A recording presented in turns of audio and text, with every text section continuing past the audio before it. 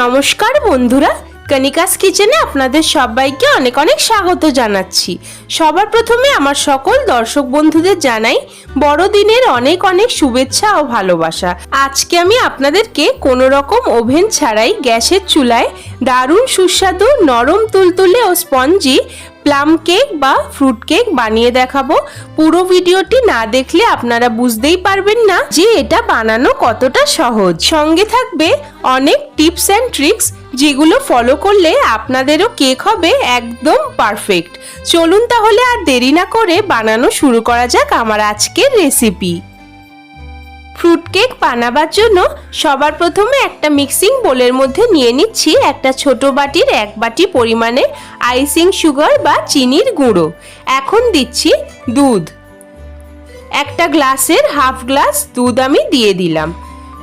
এখন যে বাটি মেপে আমি চিনিটা দিয়েছি সেই বাটির হাফ বাটি দিচ্ছি রিফাইন্ড অয়েল।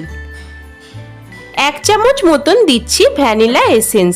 এখন একটা হুইস্কের সাহায্যে সমস্ত কিছু খুব ভালোভাবে ফেটিয়ে নিতে হবে যতক্ষণ না পর্যন্ত মিশ্রণটা পুরোপুরি সাদা হয়ে যায়।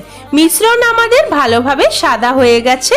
এখন আমি একটা ছাঁকনি নিয়ে একটা মিডিয়াম সাইজের বাটির 1 বাটি দিচ্ছি ময়দা, একটা ছোট বাটির 1 বাটি দিচ্ছি গুঁড়ো দুধ,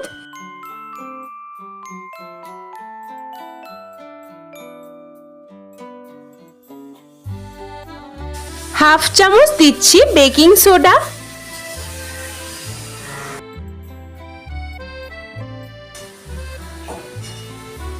এখন 1 চামচ দিচ্ছি বেকিং পাউডার।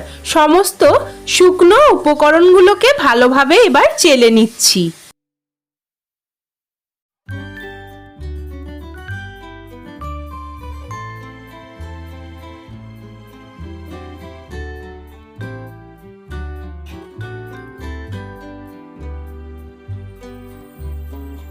এখন একটা হুইস্কের সাহায্যে একই ডাইরেকশনে ঘুরিয়ে ঘুরিয়ে ব্যাটারটাকে বানিয়ে নিচ্ছি।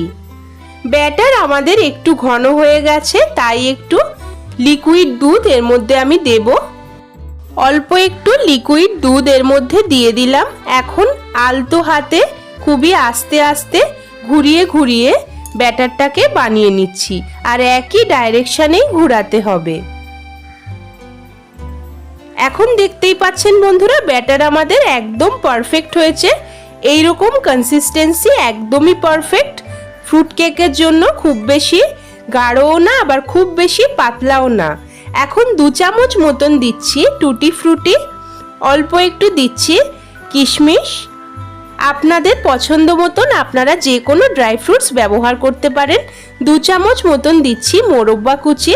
এখন দিচ্ছি একটা ছোট বাটির হাফ বাটি পরিমাণে অরেঞ্জ জুস বা কমলা লেবুর রস। কমলা লেবুর রস দিয়ে আবারও ভালোভাবে হালকা হাতে সমস্ত কিছু মিশিয়ে নিচ্ছি। বারবার বলছি বন্ধুরা, সব সময় কিন্তু আমাদেরকে একই ডাইরেকশনে ঘুরিয়ে ঘুরিয়েই ব্যাটারটাকে তৈরি করতে হবে, আর বেশি তাড়াহুড়ো করা যাবে না। একদম হালকা হাতে আস্তে আস্তে এই কাজটা করতে হবে। এখন আবারও দিচ্ছি 1 চামচ ভ্যানিলা এসেন্স। কেক ব্যাটার বানাবার সময় একবার দিয়েছিলাম আর লাস্টেও একবার দিয়ে দিচ্ছি। এখন আবারও আলতো হাতে ভালোভাবে একই ডাইরেকশনে ঘুরিয়ে ঘুরিয়ে ব্যাটারটাকে বানিয়ে নিচ্ছি। এক্ষেত্রে আপনারা ভ্যানিলা এসেন্সের পরিবর্তে এলাচের গুঁড়োও ব্যবহার করতে পারেন। ফ্রুট কেকের জন্য ব্যাটার আমাদের একেবারেই রেডি।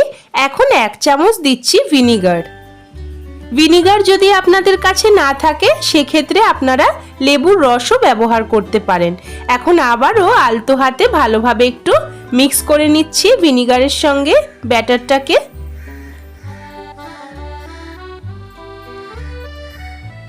প্লাম কেকের জন্য ব্যাটার আমাদের একেবারেই তৈরি।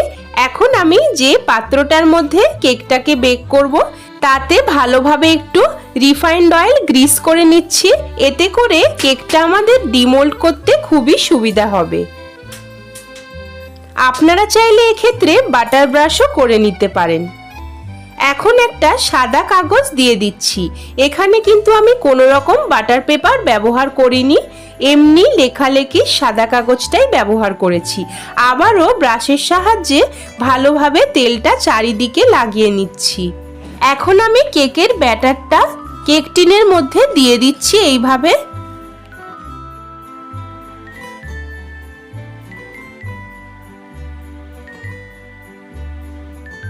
সম্পূর্ণ ব্যাটারটাই আমি এইভাবে ঢেলে দিলাম।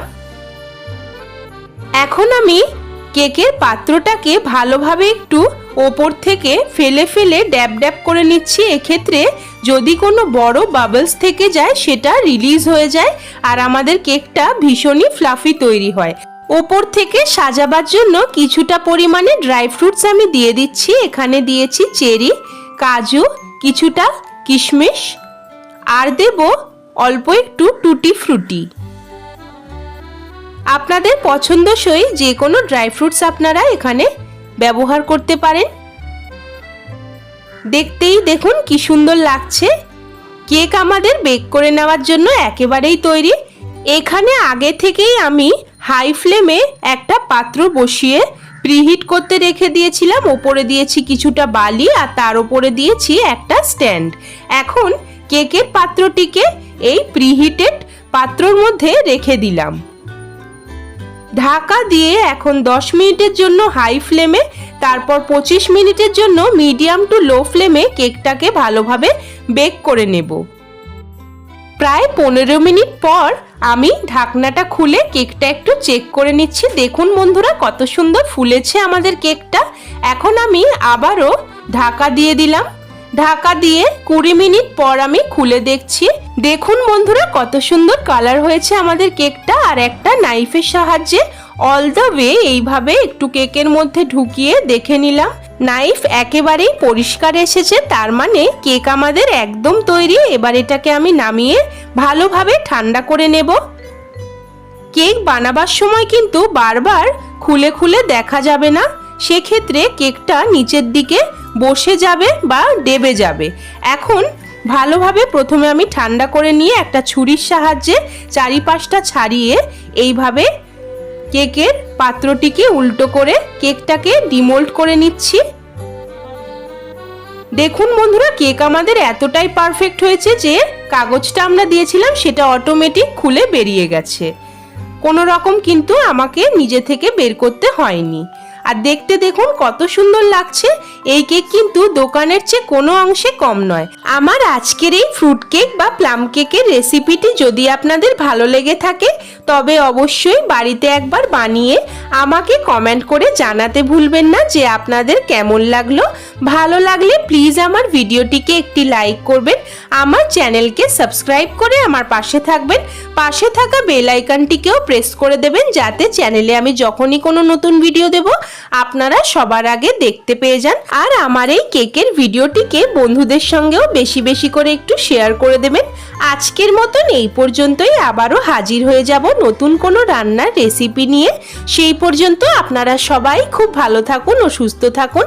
এতক্ষণ পাশে থাকার জন্য অনেক অনেক ধন্যবাদ।